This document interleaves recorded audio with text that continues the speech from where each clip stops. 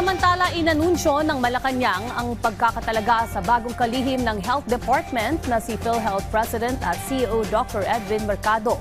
Formal naman na isinumite ng DBM Secretary Kim De Leon kay Pangulong Ferdinand R. Marcos Jr. ang proposed 7.2 trillion peso na National Expenditure Program para sa fiscal year 2027. Yan ang ulat ni Clazel Pardilla Live. Clazel.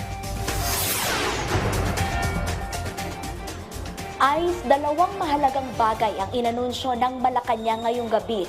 Una dyan ang pagtanggap ni Pangulong Ferdinand R. Marcos Jr. sa National Expenditure Program para sa susunod na taon na nagkakahalaga ng 7.2 trillion pesos.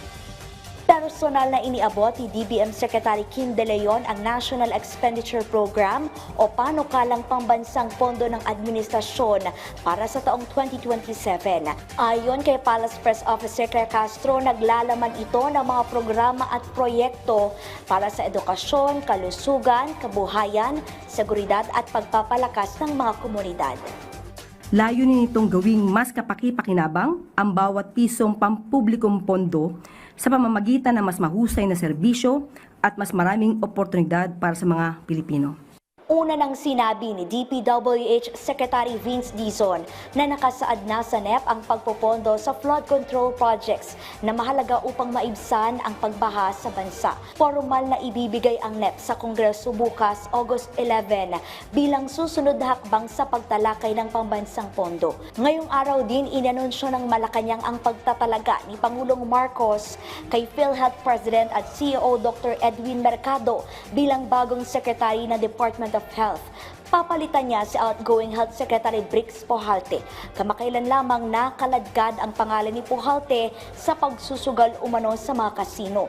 Sinampahan din siya ng reklamong graft at grave misconduct sa Ombudsman dahil di umano sa pagkaantala ng pagbili ng gamot laban sa tuberculosis upang paboran ng isang supplier.